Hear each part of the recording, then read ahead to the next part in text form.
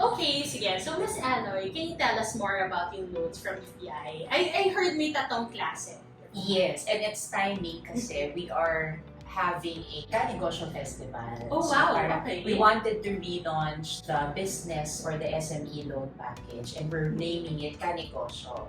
So yung Ka-Negosyo, it's really an old brand of BPI. But we wanted to relaunch because we want to hype and really support the SME. So meron tayong Ka-Negosyo credit line for the KCL. So yun yung gusto ko. Yes, so credit line yan. Okay. We also have the Ka-Negosyo Ready Loan. Ready loan. Mga short-term loan requirements, seasonal, yung mga peak requirements mo. So that's short-term. Anything 1 year less.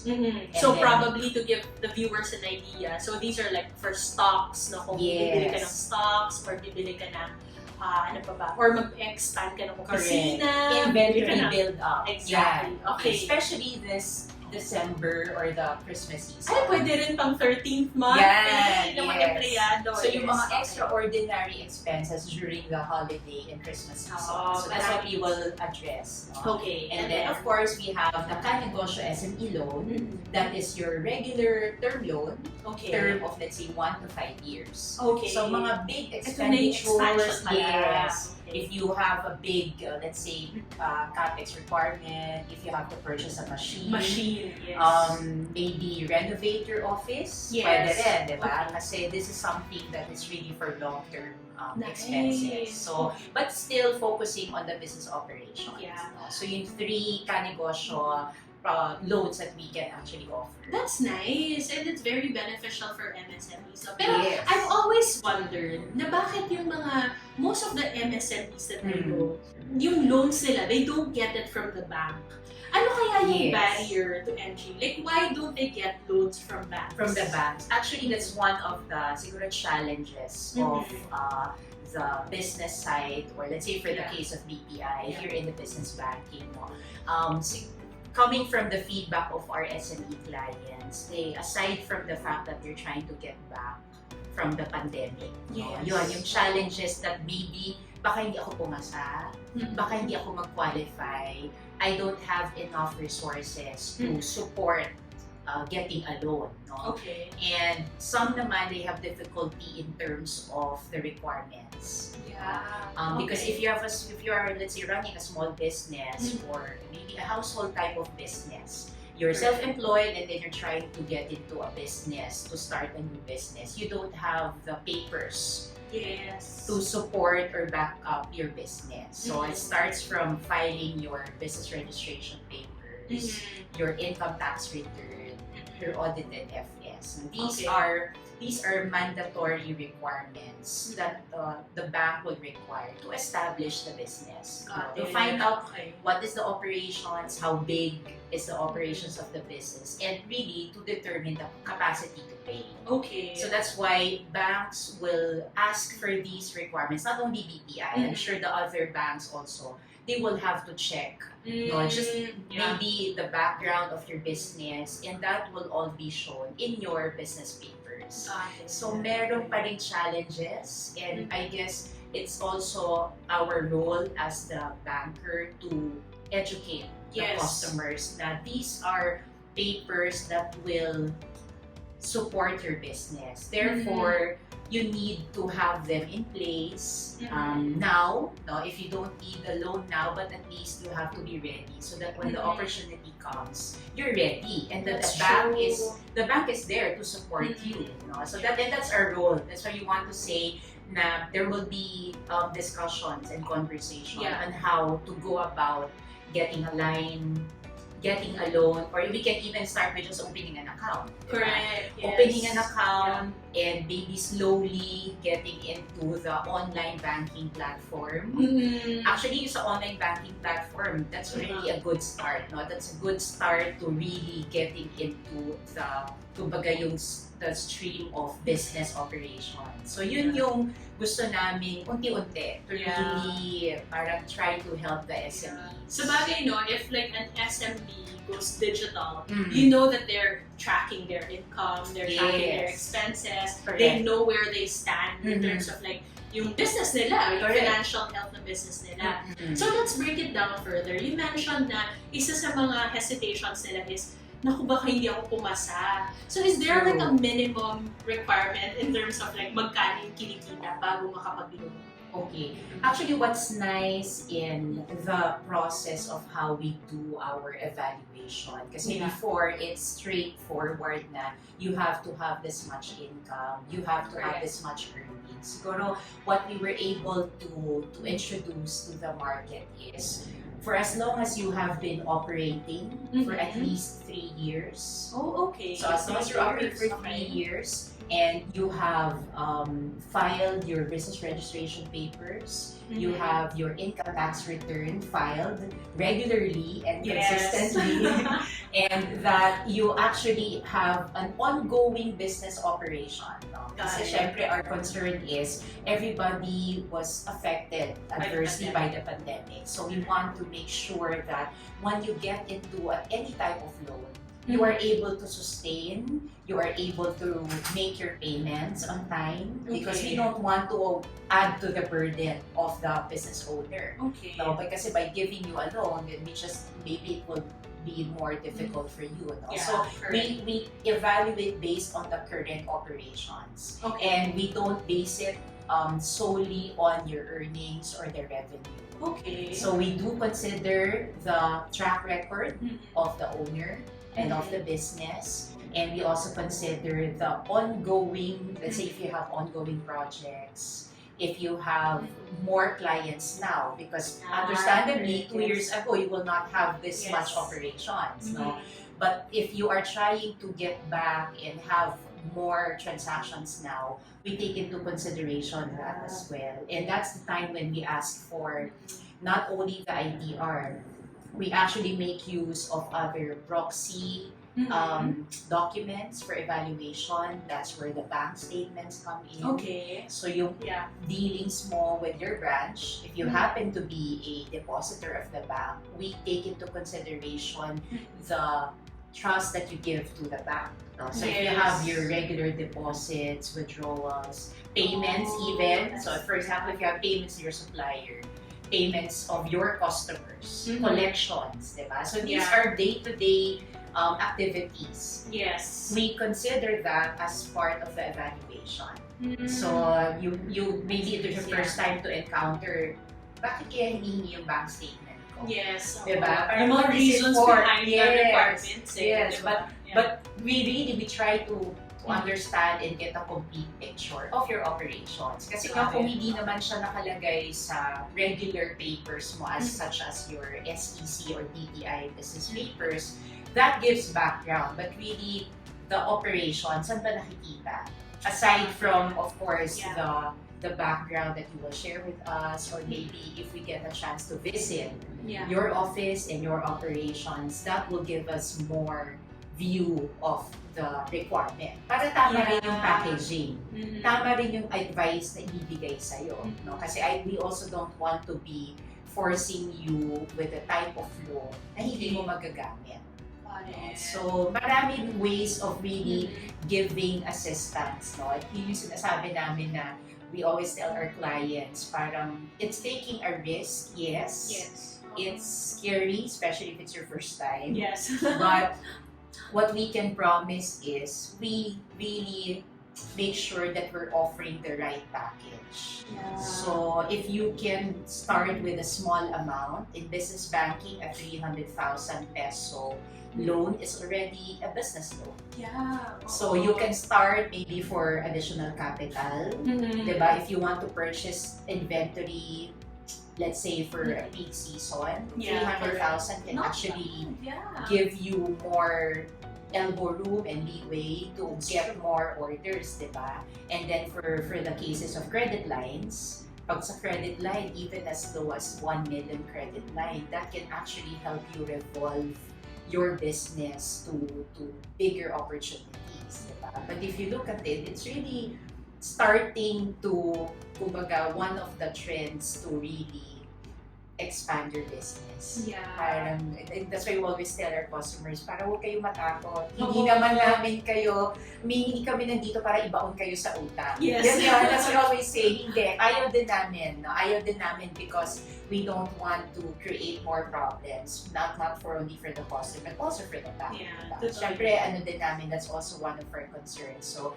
we make sure that we give the right package. Okay, that's so nice that you really guide the customers. And I was reminded, kasi nung bata ako, yung dad ko would always say na yung loans, hindi naman masama. Basta you know lang how to manage your loans and manage your cash flow as well. So, it really helps. Maganda yung sinabi mong opportunities kasi ano talaga hindi mo alam kung kailan may opportunity. Correct. Like for example, if may makita kang murang machine that can help you like expand your business, and kung wala kang pera at that time, you can like readily get from a credit line or you can readily loan, diba? From BPI. And without touching your savings, diba? Exactly. Kasi ang tendency, if you don't have access to lines and if you don't have a standby facility, parang you're forced to touch your personal savings, borrow from your family. Diba? Ang Pinoy ganyan, diba? Borrow from my parents, or minsan, o sige, withdraw na lang muna tayo from our savings, diba? So, you won't have to resort to those options if you have a standby. Tapos sometimes mataas pa yung interest. Yes. Yeah. Okay, so let's talk about like interest and collateral. So I think one of the things na parang that hampers people also is may collateral. Usually naman, pag small business owner, baka walang collateral yan, diba? Yes. So, meron ba, like for these loans, like how do you go about it? Actually, we have a lot of options now. It's true that before, siguro during the first generation, or maybe the generation of our parents and our grandparents, talaga pag sinabi mong loan, ay kailangan mong iprenda yung property mo. Yes, kailangan may bahay lupa mo or iso-surrender mo yung title. No? That's the traditional type of business loan. But now, siguro, because we understand there are limitations and not everybody really can afford to surrender a property. Kasi nga yung iba, baka nagsisimula ka pa lang. If you intend to keep a loan or keep a line for, let's say, for a good number of years, and you want to make sure that that bank is a partner of your business, then it's worth providing a collateral. Yeah, so that's still an option. But the other options now is if you have, let's say, excess funds that is part in your deposit, savings, or investment even. So without touching your investment or your deposits that's earning, still earning, we can actually utilize the value of your funds by assigning a loan to it. Oh, that's nice. Diba? So, kumbaga, it's still earning. We will not touch it. It will just have to be on hold, maybe for a period of 1 year, depending on how long you need the loan. And then we can assign a portion for the loan itself. So we can give you a portion. So when you say earning funds, for example, I have 1 million. Can you like put it in a higher interest rate account? Yes. Tapos yun yung parang, what do you call that? Back to back. So, and then I can loan 1 million. Yes. Oh, that's diba? Great. So, parang you're earning good yields because you put it, let's say, in a time deposit, diba? With, let's say, interest rate of more than the regular savings, diba? Now, kung nandun na siya, let's say you want to keep it for a year, 1 year lang naman, wala ka pang balak gamitin. And you also need quick funds. Na gusto mo talaga, may bibilihin lang, may babayaran.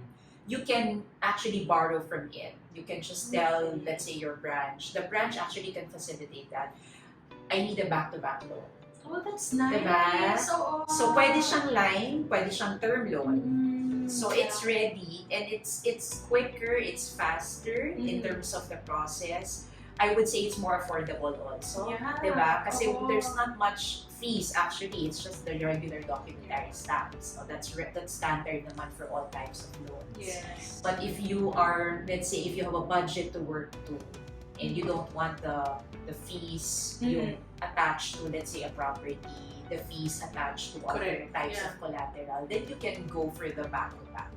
So that one we've started to really introduce in the from our customers, especially if we know that they've been banking with BPI. Yes. If we know that they have have substantial funds in the bank and that they have maintained a good relationship, we try to make that as an offer. Maganda. Diba? Ang galing. Kasi ako, I guess most of the businesses, very traditional pag-isip. Correct. Ako rin like what stopped me was, ay naku, baka may collateral. Yes. Ay, papang collateral ko. Pero it's good to know na may ganun, back-to-back options. Okay, Yes. options. And that is just the secured type of loans. Now, we're also open to, say, considering or accepting your contracts with your customers. Oh, okay. If you have, let's say, purchase orders, if you have, for example, receivables. Okay. So these types of loans, yun yung mga short-term loan na parang if you just need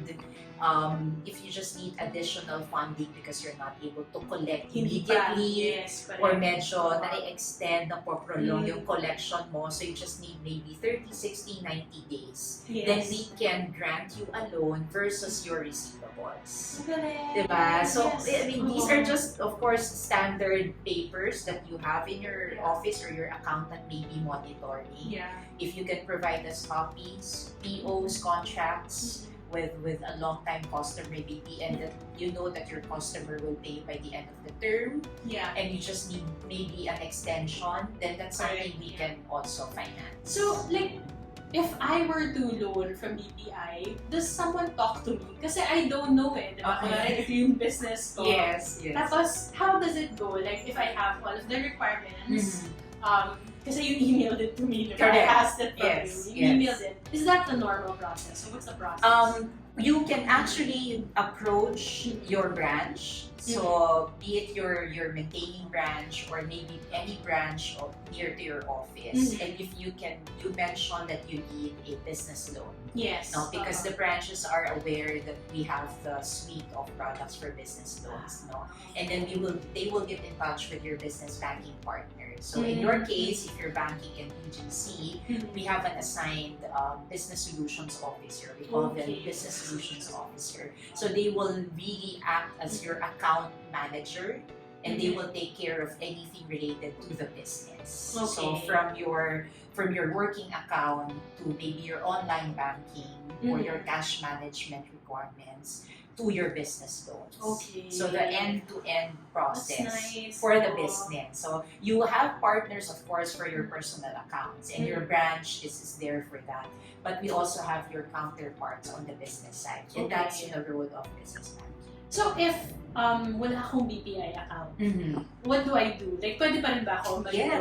Yes. So if you can walk in and visit any of the BPI branches, if you are around the area. We also have a customer service hotline that actually caters to business owners or SME clients. Email is also an option. So if you can maybe leave your message and contact information, somebody will be assigned to you. Normally, we match it based on, let's say, your business address. It's also for the convenience of the client, so that we will assign somebody. So we have people and the manpower to cater to that. Kasi yun talaga yung focus ngayon. To have somebody really for an SME client. So you won't have to go to, kasi before you have to go to the head office, diba? Pupunta yung buong family mo, diba? Or you have to bring your people, your accountant to the head office. So, gone are the days na syempre yung kayo pumupunta. So we want to make sure na the partner, your business partner is in the area also. So we actually enjoy visits to the office premises. Now if we're invited, we'd appreciate if we can have maybe a look at how the operation is. So we do our business visits and client calls also. That's nice. So in terms of like interest, I guess this is like my second to the last question. In terms of interest, ano yung interest rate ngayon ba? Like on the average? Okay, on the average, siguro, let's say you're working on a secured facility. Okay. Say for a credit line. The safer one. Yes, a secured facility, you're looking at about 8 to 9% per annum. No, not not bad. So that's per annum. Oo, per annum. And we highlight that this is the effective rate per annum. Okay. But in effect, for example, Yeah. if you only need it for, let's say, 1 to 2 months, Oo. siguro yung 8% po, that's only about 0.66 per Yeah. month. Oo. And you only pay for the interest for the number of days you used it.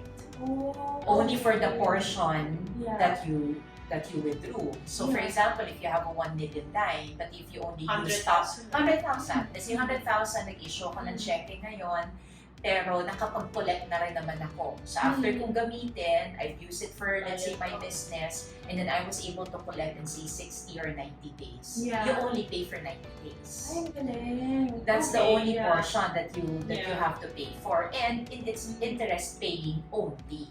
Okay. No, you Yes. have the option to pay the principal balance if you have excess funds. But if not, then you can continue to use it. Parang credit card. Yes, No? exactly like a credit card. Yes, But the oo. only difference is instead of having your physical card or Yes. withdrawing from an ATM or over the counter, we empower you with a checkbook. Oh, okay. So yung credit line mo, may checkbook ka.